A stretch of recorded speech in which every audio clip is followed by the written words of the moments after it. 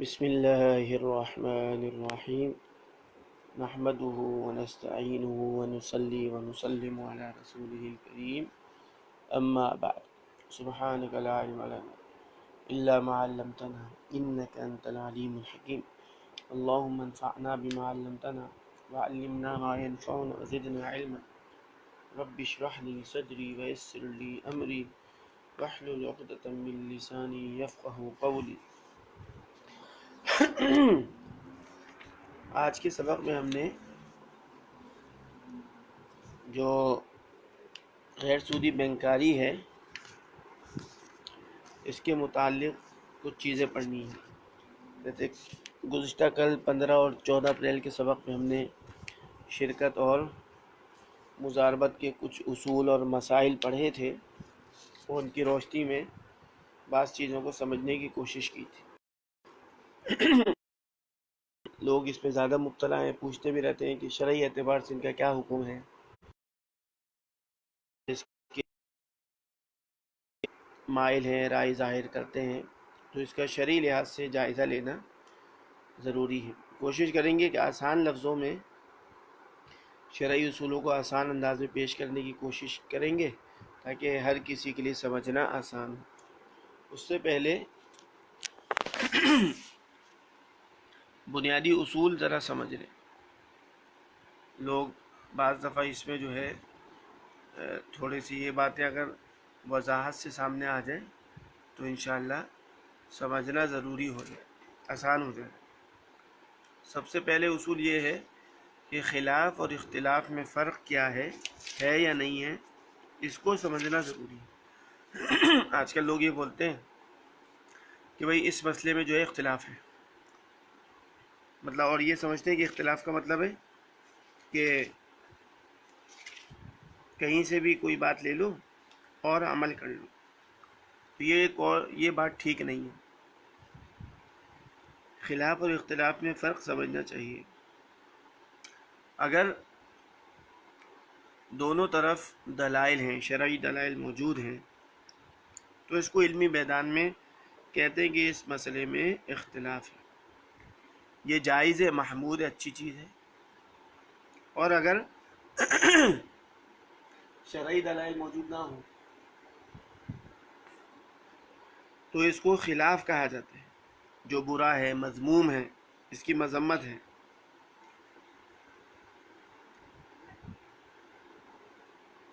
تو اگر بغیر دلیل کے کوئی الگ بات کہتا ہے اس کو بولیں گے کہ اس نے برا کیا، خلاف کیا۔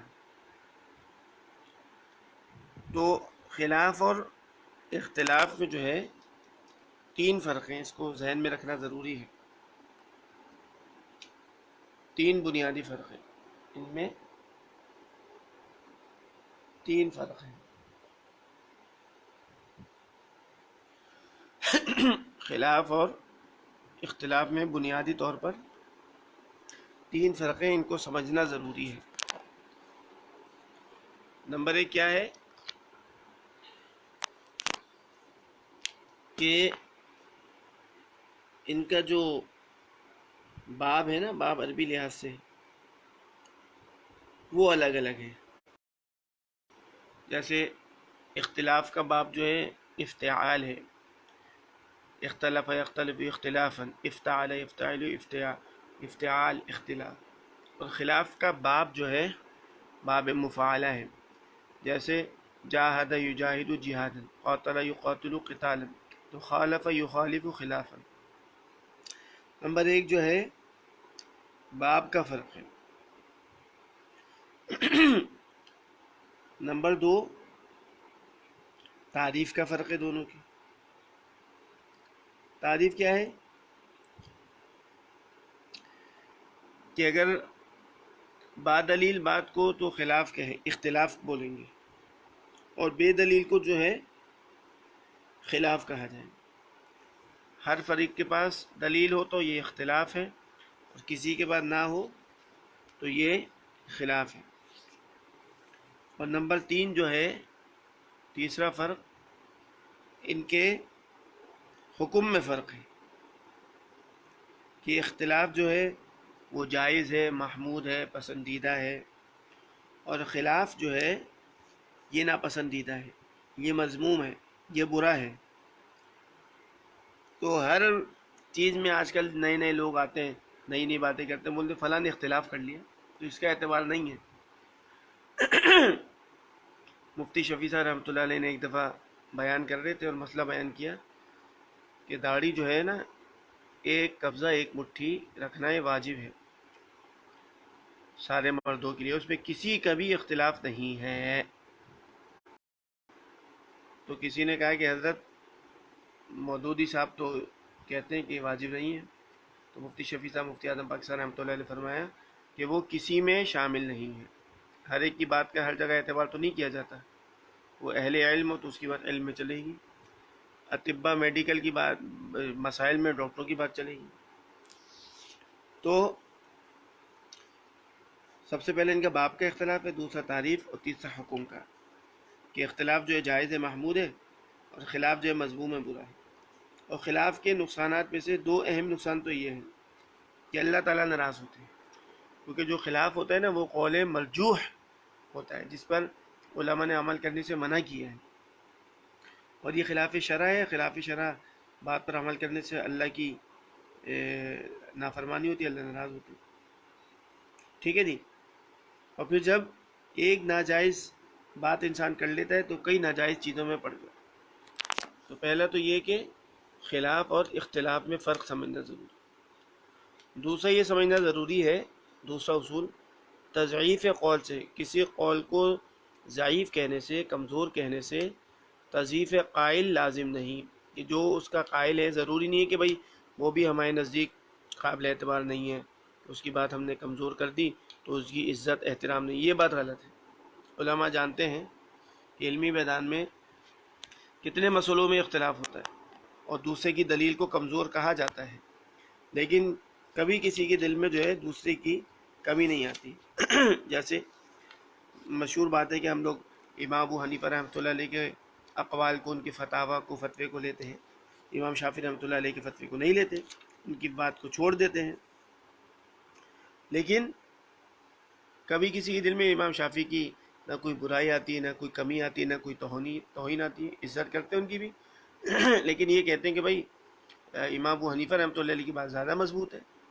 تو تضعیف قول سے، قول کو ضعیف کہنے سے، کمزور کہنے سے، قائل جو کہنے والا ہے اس کی تضعیف، اس کی کمزوری یا اس کی توہین وغیرہ لازمی نہیں۔ یہ ساری باتیں علماء نے لکھی ہیں، ٹھیک ہے جی۔ ایک یہ اصول ہے، اس میں بڑی تفصیل ہے، ہم تو مختصر پڑھ لیں۔ تیسرا اصول یہ ہے کہ قول راجح پر عمل کرنا واجب ہے اور مرجوح پر عمل کرنا حرام ہے۔ مرجوح قول پر عمل کرنا، اس پر فتویٰ دینا حرام ہے۔ علماء یہ باتیں جانتے ہیں کہ جیسے قرات مختلف ہوتی ہیں، قرآن کی حدیثیں مختلف ہوتی ہیں، فقہا کے اقوال مختلف ہوتے ہیں۔ اب اس میں کون زیادہ بہتر ہے، کون زیادہ راجح ہے، کس کی دلیل زیادہ مضبوط ہے، یہ میرا اور آپ کا کام تو نہیں ہے، یہ تو فقہا جو اصحاب ترجیح گزرے ہیں ان کا کام ہے۔ انہوں نے غور و فکر کر کے جس چیز کو راجح کہہ دیا اس پر عمل کرنا واجب ہے، اور مرجوح پر فتویٰ دینا یا عمل کرنا ناجائز، حرام ہے، اس میں کسی کا اختلاف نہیں ہے۔ شرح قود رسم المفتی ایک مشہور کتاب ہے جو تخصص والے پڑھتے ہیں، اس میں بالکل شروع میں شعر ہے، وَعَلَمْ بِأَنَّ الْوَاجِبَ اتِّبَاعُ مَا ترجیحہ عن اہلہ قد علما۔ وَعَلَمْ، جان رکھو، بِأَنَّ الْوَاجِبَ، کہ واجب ہے، اتباع ما ترجیحہ عن اہلہ، اس کی اتباع کرنا جس کی ترجیح اہل ترجیح سے معلوم ہو چکی ہے، اس پر عمل کرنا واجب ہے، اس کے خلاف پر عمل کرنا ناجائز، حرام ہے، اس پہ کسی کا اختلاف نہیں۔ اس کی وجہ یہ بتائی ہے علماء نے کہ مرجوح قول پر عمل کرنا اس لیے منع ہے کہ یہ خواہش کی پیروی ہے، نفس پرستی ہے، اتباع ہوا ہے، اور یہ بالاجماع حرام ہے۔ قرآن میں کئی جگہ اللہ نے فرمایا وَلَا تَتَّبِعِ الْهَوَىٰ، کہ خواہش کے پیچھے مت چلو، فَيُضِلَّكَ عَن سَبِيلِ اللَّهِ، اللہ کے راستے سے روک دیں گے۔ اب اس کو اپنا مسئلہ حل کرانا ہے تو جو قانون شریعت ہے اس میں مل نہیں رہا تو وہ کہتا ہے بھائی کہیں نہ کہیں سے تو کسی کی تو کوئی بات ہے، تو بھائی کسی کی بات شریعت پہ عمل کرنے کے لیے لے رہا ہے، اپنی خواہش کے لیے لے رہا ہے، تو خواہش کے لیے لے رہا ہے، اس لیے علماء نے اس کو ناجائز اور حرام کہا ہے کہ یہ تشہی ہے، خواہش پہ چلنا ہے۔ عبداللہ بن مسعود رضی اللہ عنہ کے ایک بڑا زبردست قول ہے، امام غزالی رحمۃ اللہ علیہ نے نقل کیا ہے کہ انتم اليوم فی زمان الہوا فیہ تابع للعلم، کہ تم اپنے زمانے کے لوگوں کو کہہ رہے ہیں تم ابھی ایسے زمانے میں ہو کہ اس میں خواہش نفس جو ہے وہ علم کے تابع ہے، جو علم کہتا ہے وہ عمل کرتے ہیں، جو دل چاہتا ہے اس پہ عمل نہیں کرتے۔ وَسَيَأْتِي عَلَيْكُمْ زَمَانٌ، لیکن عنقریب ایسا زمانہ آئے گا یکون العلم فیہ تابعا للہوا، کہ علم جو ہے وہ خواہش کے تابع ہو جائے گا۔ شیخ الحدیث صاحب رحمۃ اللہ علیہ اس کا مطلب یہ بتاتے ہیں، فضائل صدقات میں لکھا ہے انہوں نے کہ عبداللہ بن مسعود رضی اللہ عنہ کا ارشاد ہے کہ تم لوگ ایسے زمانے میں ہو کہ اس وقت خواہشات علم کے تابع ہیں، لیکن عنقریب ایسا زمانہ آنے والا ہے کہ علم خواہشات کے تابع ہوگا، یعنی جن چیزوں کو اپنا دل چاہے گا وہی علوم سے جائیں گی۔ اسی طرح حنبل رحمۃ اللہ علیہ کا امام غزالی نے نقل کیا ہے کہ ترک العلم واقبلوا علی الغرائب ما قل العلم، کہ لوگوں نے جو ہے علم کو، دلیل مضبوط بات کو چھوڑ دیا اور غرائب شبہات میں کمزور باتوں کے پیچھے پڑ گئے۔ کتنا کم علم ان کے اندر ہے، اللہ ہی سے مدد طلب کی جاتی ہے۔ تو راجح پر عمل کرنا واجب ہے، مرجوح پر عمل کرنا جائز نہیں ہے، ٹھیک ہے جی۔ ہاں کبھی کوئی ایسی ضرورت ہو کہ بالکل انسان مجبور ہو گیا تو وہ الگ ہوتا ہے، جیسے مجبوری کی حالت میں تو خنزیر بھی کھا سکتے ہیں، کتا بھی کھا سکتے ہیں، وہ الگ حالت ہوتی ہے۔ عام حالات میں راجح پر عمل کرنا واجب ہے، مرجوح پر عمل کرنا حرام ہے۔ چوتھا اصول یہ سمجھ رہے ہیں کہ جدید مسائل کو سمجھنے کے لیے عصری علوم میں مہارت ضروری نہیں ہے۔ آج کل لوگ یہ بھی بولتے ہیں کہ آپ بینک میں بات کر رہے ہیں، تکافل میں بات کر رہے ہیں، آپ نے MBA کیا ہوا ہے، آپ کو انگریزی آتی ہے، بینکاری آپ نے سیکھی بھی ہے، تو جدید مسائل کو سمجھنے کے لیے عصری علوم میں مہارت ضروری نہیں۔ آج کل لوگ یہ سمجھتے ہیں نا جہاں بھی بات کرو کہ بھائی آپ کو انگریزی تو آتی نہیں ہے، بینکنگ کے ماہر تو اب ہے نہیں، تو آپ کیسے کہہ سکتے ہیں؟ تو یہ بالکل غلط ہے۔ تمام علماء اس پر متفق ہیں کہ کسی بھی نئی چیز کو جاننے کے لیے اس کا علم ضروری ہے، بس جو چیز ثابت ہو رہی ہے اس کا حکم کتابوں سے صحیح لگانا ہے، یہ جان آنا چاہیے کہ بھئی یہ فلاں چیز ہو رہی ہے، جو کتابوں میں لکھا ہے اس کے مطابق۔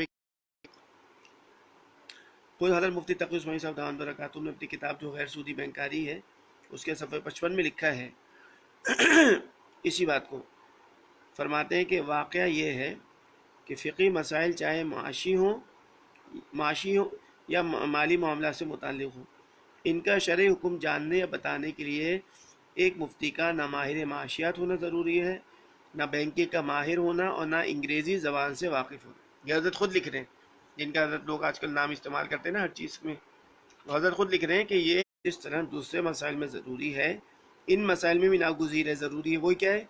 اور وہ یہ کہ جس بات پر وہ کوئی حکم لگا رہا ہے اس کی صحیح صورت مسئلہ سے پوری وضاحت کے ساتھ معلوم ہو، کیونکہ فتویٰ کا حکم اسی صورت پر لگتا ہے، اور الحکم علی الشیء فرع عن تصورہ۔ اگر کسی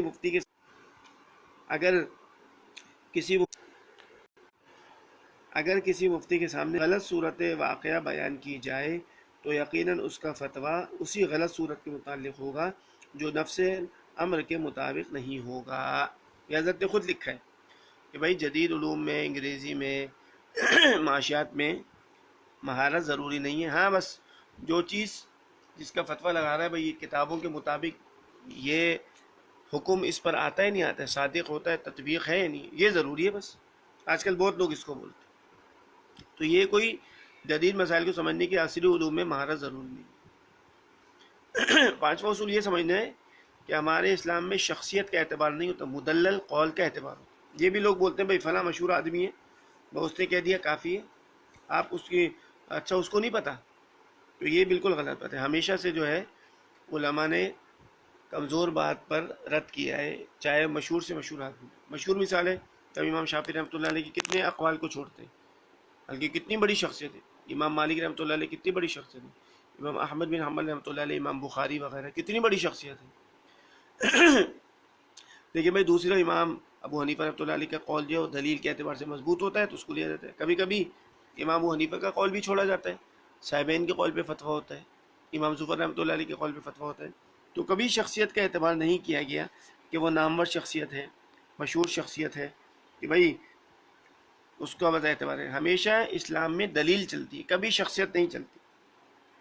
اور ہمیشہ سے جو ہے علماء نے اس میں مشہور امام شامی رحمۃ اللہ، علامہ شامی جو ہے کتنے بڑے امام ہیں، ہر کوئی ان کی کتاب سے فتویٰ دیتا ہے. انہوں نے اپنے سے ایسے علماء جو ان سے صدیوں پہلے گزر چکے ہیں ان پر بھی رد کیا ہے کہ بھائی یہ ان کی بات کمزور ہے. لیکن کسی نے جو ہے یہ نہیں کہا کہ آپ تو اتنے بات کیے ہوں تو پہلے اتنے مشہور شخصیت ہیں. تو یہ بھی ایک غلط نظریہ ہے. ٹھیک ہے جی. ہاں یہ رہے کہ اگر کوئی مجتہد ہے جس کو اللہ نے صلاحیت دی کہ قرآن حدیث میں غور کر کے مسائل نکال سکتا ہے تو اس کی بات تو بلا دلیل لے سکتے ہیں. لیکن اس کے علاوہ جو بڑے سے بڑا عالم ہو اس کی بات کو بلا دلیل تسلیم نہیں کیا جاتا. اور اگر وہ بات بالکل دلائل شریعہ کے خلاف ہو تو بالکل ہی قبول نہیں کیا جائے. تو یہ بنیادی اصول ہیں جن کو سمجھنا ضروری ہے. ٹھیک ہے جی. اب جو ہے بینکاری کے کچھ ذرا مسائل دیکھ لیتے ہیں. تو اس میں کوئی بہت زیادہ لمبی چوڑی باتیں نہیں ہیں، کچھ مسائل تو ہم پڑھ ہی چکے ہیں. اس میں 3 مسئلے ضروری ہیں، اب اس کو لکھ لیتے ہیں. بینک وغیرہ کے اس میں 3 بنیادی مسئلے ہیں بینک سے متعلق. 3 مسائل اہم ہیں. 3. نمبر 1 بینک میں رقم جمع کرانا. لوگ پیسے جمع کراتے ہیں نا، اس کا کیا حکم ہے، فقہ کے اعتبار سے کیا ہے. نمبر 2 بینک کا ان رقوم سے کاروبار کرنا کہ یہ کاروبار ٹھیک ہے، شرعی لحاظ سے جائز ہے ناجائز ہے. اور نمبر 3 بینک سے کل یا بعض رقم نکالنا یا نکلوانا. یہ بس بینک کے لحاظ سے بنیادی مسائل یہ ہیں. لوگ کہتے ہیں کہ بھائی اس میں اتنی لمبی چوڑی آپ کہاں پڑھیں گے، کیا ہے. بس بنیادی مسائل 3 یہ ہیں. جب بھی آپ بینک سے کچھ پڑھیں گے سمجھیں گے کہ لوگ بینک میں رقم جمع کراتے ہیں نا، اس کا کیا حکم ہے، فقہ کے اعتبار سے اس کی کیا حیثیت ہے، شرعی اعتبار سے اس کی حیثیت کیا ہے، جس کو بولتے ہیں تکییف کیا ہے، اس کی فقہی تکییف کیا ہے. نمبر 2 کہ بینک جو ان رقوم سے کاروبار کرتا ہے اس کی کیا حیثیت ہے، یہ شرعی اعتبار سے کیسا ہے. اور نمبر 3 لوگ بینک سے نکلواتے بھی رہتے ہیں نا، کل رقم نکلوا لیتے ہیں یا بعض رقم نکلوا لیتے ہیں، تو اس کی حیثیت کیا ہے شرعی، کیا اس پہ حکم لگتا ہے. یہ 3 مسائل بنیادی اور کوئی اس میں لمبی چوڑی باتیں نہیں ہیں. نمبر 1 یہ پڑھ لیتے ہیں کہ بینک میں جو ہے رقم جمع کرانا، لوگ رقم جمع کراتے ہیں نا، تو اس کو کیا ہے، ان کا کیا حیثیت ہے. تو حضرت مفتی تقی اسماعیل صاحب دامت برکاتہ نے اپنی کتاب غیر سودی بینکاری میں صفحہ 312 پر لکھا ہے کہ جو لوگ بینک کے اکاؤنٹ میں رقمیں جمع کرتے ہیں وہ باہم ایک دوسرے کے ساتھ شرکت کرتے ہیں. ٹھیک ہے جی. 10 لوگ بینک میں آ گئے پیسے جمع کر رہے ہیں، تو یہ 10 لوگ آپس میں شریک ہیں، پارٹنرشپ کر رہے ہیں. پھر یہ سب مل کر، یہ جو 10 لوگ مل گئے مثلا بینک سے مزاربت کرتے ہیں. مزاربت ہم پڑھ چکے ہیں نا کہ جو پیسہ دیتا ہے وہ کام نہیں کرتا، صرف پیسہ دیتا ہے، اس کو رب المال جو سرمایہ فراہم کرتا ہے، اور کام کرنے والے کو مزارب کہا جاتا ہے. تو یہ 10 لوگ جو بینک میں پیسہ لے کر آئے یہ آپس میں شریک ہو گئے، آپس میں ان کی پارٹنرشپ ہو گئی. ٹھیک ہے جی. پھر سب نے پیسہ جمع کیا اور بینک کو کہا کہ تم کام کرو، تو بینک مضارب ہو گیا، یہ سب رب المال ارباب الاموال ہو گئے۔ تو فرمایا کہ جو لوگ بینک کے اکاؤنٹ میں رقبے جمع کرتے ہیں وہ باہم ایک دوسرے کے ساتھ شرکت کرتے ہیں، پھر یہ سب مل کر بینک سے مضاربت کرتے ہیں، جس میں اکاؤنٹ ہولڈر ارباب الاموال یعنی پیسہ لگانے والے، اور بینک مضارب ہے یعنی کام کرنے والا۔ ٹھیک ہے جی۔ پھر ہم نے پڑھا تھا کل کچھ شرکت کی اقسام پڑھی تھی نا، تو انہوں نے یہ لوگ فرماتے ہیں کہ یہ شرکت جو ہے نا اموال میں، مال میں شرکت ہو رہی ہے۔ پھر شرکت اموال کی ہم نے قسمیں پڑھی تھی، مفاوضہ، عنان، تو انہوں نے فرماتے ہیں شرکت عنان ہے، عنان میں ہوتا ہے پیسہ الگ کم زیادہ ہوتا ہے، کام بھی کم زیادہ ہوتا ہے۔ ٹھیک ہے جی۔ اب یہ ٹھیک ہے یا ٹھیک نہیں ہے، یہ اس کو دیکھ لیتے ہیں۔ تو اس کو شرعی اصول میں دیکھ لیتے ہیں بس۔ اگر یہ ٹھیک ہے تو پیسہ لگانا، بینک سے نفع لینا ٹھیک ہے، اگر یہ درست نہیں ہے تو اس میں بینک میں رقم جمع کرانا درست نہیں ہوگا۔ اب ہم نے جو پہلے مسائل پڑھے تھے اس میں یہ پڑھ چکے ہیں کہ جو مضاربت ہوتی ہے، شرکت ہوتی ہے، اس میں اصل معاملہ کس پر ہوتا ہے؟ معقود علیہ کیا ہے؟ معقود علیہ نفع ہے، نفع ربح، کیونکہ ہر کوئی اس لیے لگاتے ہیں کہ نفع حاصل کرے۔ اور ہم نے پڑھا تھا یہ مسئلہ بھی کہ ربح، نفع کب معلوم ہوتا ہے؟ جب پورا سرمایہ معلوم ہو۔ اب یہ دیکھتے ہیں کہ بینک میں سرمایہ معلوم ہوتا ہی نہیں ہوتا۔ تو ہم یہ پڑھ چکے ہیں جو عقد مضاربہ ہوتا ہے، جو مضاربت کا معاملہ ہوتا ہے، اس میں شروع سے لے کر انتہا تک کل جو سرمایہ ہے، راس المال، وہ ایک ہو اور معلوم ہو تاکہ نفع معلوم ہو سکے۔ اگر یہ معلوم نہیں ہوگا تو مضاربت صحیح نہیں ہوگی، فاسد ہو جائے گی، خراب ہو جائے گی۔ ٹھیک ہے۔ اب جو لوگ بینک میں پیسہ لاتے ہیں اور اس میں مضاربت کرتے ہیں، اس پہ سرمایہ ہی معلوم نہیں ہوتا۔ کیوں؟ کیونکہ بینک میں آپ کو پتہ ہے لوگ ہر دن پیسے لاتے ہیں، بلکہ ہر گھنٹے میں پیسے لاتے ہیں، تو ہر دن کا، ہر گھنٹے کا سرمایہ مختلف ہوتا ہے۔ اب سرمایہ ہی معلوم نہیں تو نفع کیسے معلوم ہوگا؟ جب نفع ہی معلوم نہیں تو تقسیم کیسے ہوگا؟ یہ بھی ہم پڑھ چکے نا، نفع کی تقسیم میں کل ہم نے پڑھا تھا کہ بھائی نفع معلوم ہو، شرح نفع تقسیم ہو، تو نفع ہی معلوم نہیں ہے کیونکہ سرمایہ معلوم نہیں ہے۔ کیونکہ اس میں چار صورتیں ہو سکتی ہیں نا، کہ جو لوگ آئے، پیسے جمع کیا، بینک کو انہوں نے دیا، اب بینک نے کاروبار ان سے کیا، تو اب چار صورتیں ہوں گی۔ کاروبار میں نقصان ہوا ہے، نمبر ایک۔ نمبر دو، نہ نقصان ہوا نہ نفع ہوا۔ نمبر تین، نفع کم ہوا لیکن طے شدہ زیادہ دیا گیا۔ اور نمبر چار، نفع زیادہ ہوا، طے شدہ کم دیا گیا۔ کیونکہ جب سرمایہ ہی معلوم نہیں تو تقسیم تو اندازے سے ہوگا۔ اب اندازے میں یہی ہوگا کہ نفع کم ہوا اور ان کو زیادہ دے دیا، یا نفع زیادہ ہوا ان کو کم دے دیا، اور یہ تو بالکل ناجائز ہے۔ تو ان سب صورتوں میں جو ہے آپس میں کسی ایک کا حق ناحق دوسرے کو کھلایا جا رہا ہے، جو بالکل ناجائز حرام ہے۔ تو ایک وجہ تو اس میں حرمت کی یہ ہو گئی کہ اس میں سرمایہ ہی معلوم نہیں۔ اب سرمایہ ہی معلوم نہیں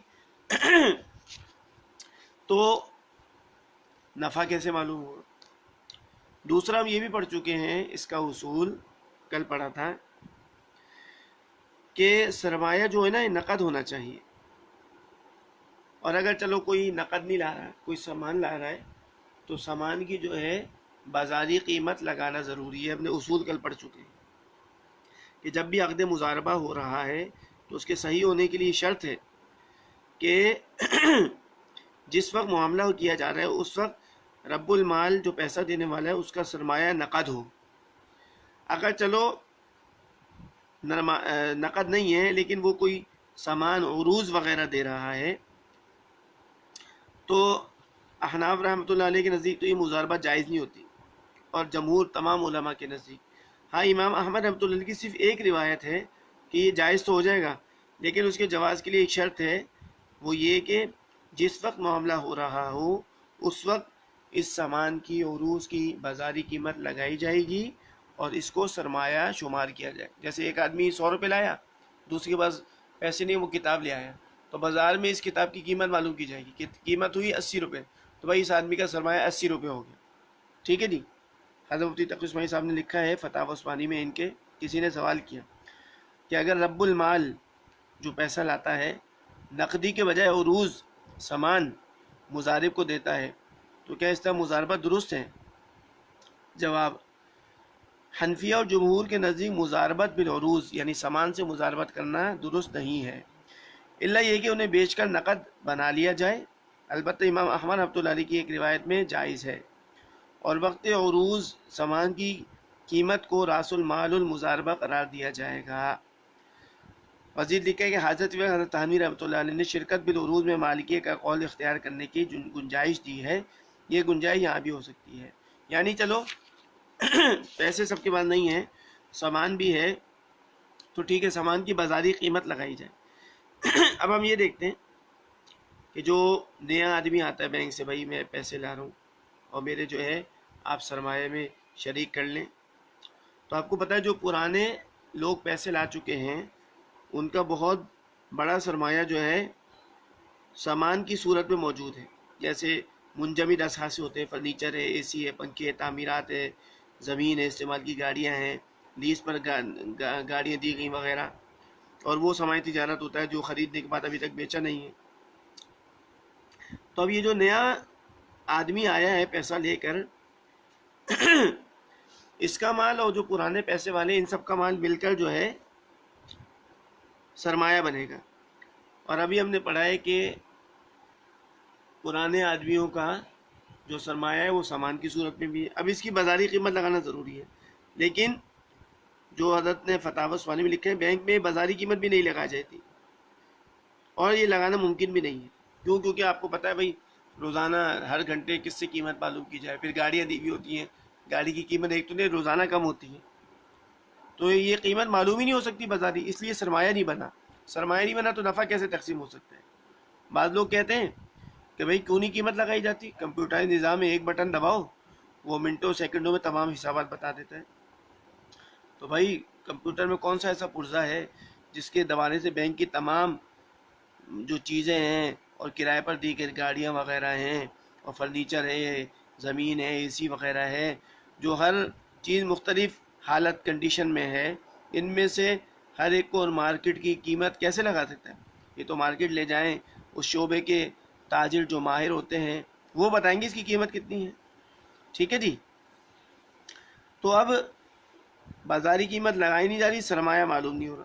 اب سرمایہ معلوم نہیں ہو رہا تو نفع کیسے دیں گے؟ اب نفع لازمی طور پر یا تو نفع جو ہوا تھا اس سے کم دیا جا رہا ہے، اس سے زیادہ دیا جا رہا ہے، تو اس صورت میں بھی کیا ہوگا، یہ ایک کا حق دوسرے کو ناحق کھلایا جا رہا ہے، اسی لیے یہ چیز بھی جائز نہیں ہے، ٹھیک ہے جی۔ تو خلاصہ اس کا بھی یہی ہوا دوسری وجہ کا کہ حقیقی سرمایہ وہ ہوتا ہے جو عروض کی سامان کی قیمت لگانے کی صورت میں حاصل ہوتا ہے۔ اب بغیر قیمت لگائے اس کو سرمایہ بنا لیا گیا، اگر وہ قیمت لگانے کی صورت میں حقیقی سرمایہ سے کم ہوا تو اس کا حق دوسروں کو کھلایا جا رہا ہے، اور حقیقی سرمایہ کم بنتا ہے تو دوسروں کا حق اس کو ناحق کھلایا جا رہا ہے، تو یہ دوسری صورت بھی کیا ہوگی، یہ ناجائز ہوگی۔ تو آج کے لیے ہم نے ایک تو بنیادی باتیں یہ پڑھی ہیں، خلاف اختلاف میں فرق، 3 فرق ہے، تضعیف قول سے تضعیف قائل لازم نہیں ہے، کسی کا قول ہم نے کمزور کا تو ضروری ہے کہ شخصیت بھی کمزور ہو، اس کی عزت ہوتی ہے، راجح قول پر عمل کرنا واجب ہے، مرجوح پر حرام ہے۔ جدید مسائل کو سمجھنے کے لیے عصری علوم میں مہارت ضروری ہے، حضرت تقی اسماعیل صاحب دامت برکاتہ خود لکھا ہے، اور شخصیت کا اعتبار نہیں، مدلل قول کا اعتبار ہے۔ پھر بینک سے متعلق 3 مسائل اہم ہیں، بینک میں رقم جمع کرانا اس کی کیا اہمیت ہے، بینک کے رقوم سے کاروبار کرنا اس کی کیا شرعی حیثیت ہے، اور بینک کے کل یا جو لوگ کل یا بعض رقم نکلواتے اس کی کیا حیثیت۔ تو آج ہم نے بینک میں جو رقم جمع کرائی جاتی ہے کہ حضرت نے فرمایا ہے کہ آپس میں شرکت کرتے ہیں اور بینک والے بینک سے پھر یہ سب مل کر مضاربت کرتے ہیں، تو اس کی 2 اصول پڑھیں کہ 2 اصول ایسے ہیں جن کی وجہ سے یہ شرعی اعتبار سے درست نہیں ہے، باقی 4 وجہ انشاءاللہ کل پڑھیں گے۔ اللہ میں شریعت کے مطابق عمل کرنے توفیق نصیب فرمائے۔ وآخر دعوانا ان الحمدللہ رب العالمین۔